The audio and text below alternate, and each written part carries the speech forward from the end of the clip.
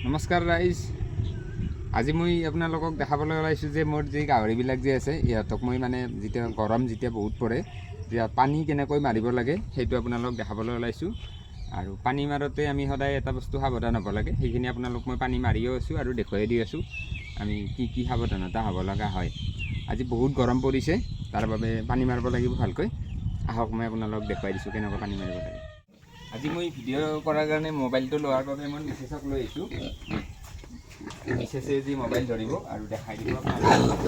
মোৰ পানীটো বহুত দূৰৰ পৰা আহিছে, মটৰৰ পৰা নহয় টেংকিৰ পৰা আহিছে। এইফালে মোৰ টেংকিটো আছে দমকলৰ লগত, সেইফালে এবাৰ দেখাই দিয়ক। সেই যি ছাগলী ফাৰ্মখন আছে আপোনালোকে দেখিছে, ছাগলী ফাৰ্মখনৰো সেইফালে আমাৰ দমকলটো আছে সেইটো ফালে। তাৰ পৰা মই মটৰৰ পাইপ আনিছোঁ এনেকৈ। মটৰৰ দৰে নাহে, এইটো মোৰ টেংকিৰ পৰা আহিছে। মটৰৰ পৰা আহিলেই বন্ধ কৰি থ'ব নোৱাৰি বাবে মই টেংকিৰ পৰা আনিছোঁ এইডাল পাইপডাল। আহক মই সেইফালৰ পৰা পানী মাৰি দিছোঁ আপোনালোক দেখাই দিছোঁ।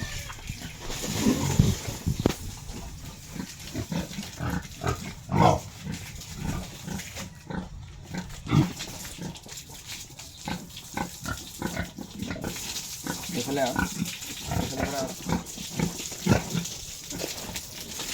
এই যে গঁৰালটো দেখিছেনে আপোনালোকে, এইটো মোৰ ডাঙৰ হৈছে গাহৰিটো, মতা গাহৰি হয় এইটো। এই মতা গাহৰিবিলাকৰ ক্ষেত্ৰত আপোনালোকে এনেকৈ গোটেই গঁৰালখন জিকাই দিলে কথা নাই। যদি বহুত গৰম পৰে, গৰমটো যদি বহুত পৰে তেতিয়াহ'লে গোটেই গঁৰালখন জিকাই দিব। আৰু গাত কেতিয়াও পানী নিদিব। গাহৰিৰ গাত পানী দিলে বেমাৰ হোৱাৰ চান্স থাকে। সি নিজে যদি গৰম লাগিছে নিজে ধুনীয়াকৈ তাত বাগৰি পেলাই গাটো জিকাই ল'ব, গাত নিদিব। আৰু যেতিয়া বহুত গৰম পৰে তেতিয়া গোটেই গঁৰালখন এনেকৈ জিকাই দিব। এইকেইটা খাচী গাহৰি ওচৰৰ পৰা এইবিলাক দেখাই দিয়া। সিহঁতৰতো এনেই বহুত গৰম, গতিকে ইহঁতক মই বেছি গৰম পৰিলেও গোটেই গঁৰালখন জিকাই দিওঁ, আৰু বেছি গৰম নপৰিলেও গোটেইখন জিকাই দিওঁ এনেকৈ। সিহঁতে যে অলপ গৰম পৰিলে সিহঁতৰ বহুত গৰম লাগে, যিহেতু খাচী গাহৰি। গতিকে সিহঁতক ধুনীয়াকৈ ইয়াতে বাগৰি গাটো জিকাই ল'ব। সিহঁতক গাত দিলেও কথা নাই, কিন্তু মূৰটোত নিদিব। গাহৰিৰ মূৰত কেতিয়াও পানী দিব নালাগে। দেখিছে পানীটোৰ স্পীডটো কম, টেংকিৰ পৰা আহিছে বাবে। মটৰৰ পৰা আহিলে স্পীড থাকিলে হয়। এইকেইটা অকণমান সৰু আছে আৰু সিহঁতক গাত পানী নিদিব। সিহঁতে প্ৰায় সিহঁতৰ গৰম নালাগেই প্ৰায়, যিহেতু সৰুৱে আছে। সিহঁতক মই সদায় এনেকৈ গঁৰালখনত এটা ছাইড জিকাই দিম। সেইটো ছাইড শুকানে ৰাখিছোঁ দেখিছে, সেইটো ছাইড কেতিয়াও জিকাই নিদিওঁ। সিহঁতৰ যদি গৰম লাগে এইখিনিত থ'ব, আৰু যদি এনেকৈ সিহঁতৰ বেছি গৰম নালাগে তেতিয়াহ'লে সেইফালে থাকিব শুকান ঠাইখিনি। আৰু সিহঁতৰ গাত পানী নিদিব, কাৰণ সিহঁত সৰুৱে আছে, বেছি ডাঙৰ হোৱা নাই। সিহঁতৰ গৰম লাগিলে সিহঁতে নিজে গা ধুই ল'ব ইয়াতে বাগৰি।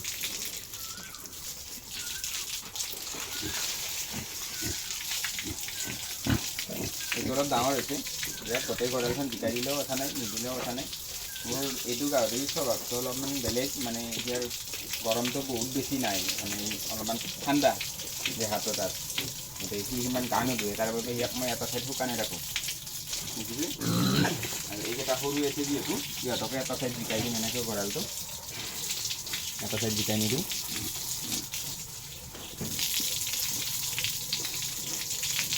পাত্ৰটোতো অকণমান নিদিছোঁ, পানী খাব পাৰে। আৰু এইটো মই ছাৰ্ভিচ কৰাইছোঁ গাহৰিটো। এইটোৰো অলপ গৰমটো বেছি, গতিকে ইয়াৰো গোটেই গঁৰালখন জিকাই দিলেও কথা নাই, গোটেইখন নিদিওঁ মই। গতিকে গাহৰিত গঁৰালত যেতিয়া পানী মাৰিব সদায় এইটো ছিষ্টেমত মাৰিব। যদি বেছি গৰম নপৰে বতৰটো, তেতিয়াহ'লে এটা ছাইডত পানী মাৰিব, এটা ছাইড শুকানে ৰাখিব এনেকৈ।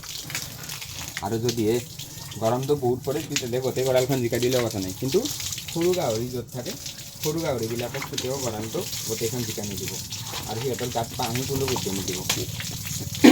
আৰু গাহৰিৰ মূৰত কেতিয়াও পানী নিদিব। যিমান গৰম নপৰক মূৰটো জিকাই নিদিব। মূৰটো যদি জিকাই দিয়ে গাহৰিটোৰ, তেতিয়াহ'লে বেমাৰটো হোৱাৰ চান্স থাকে।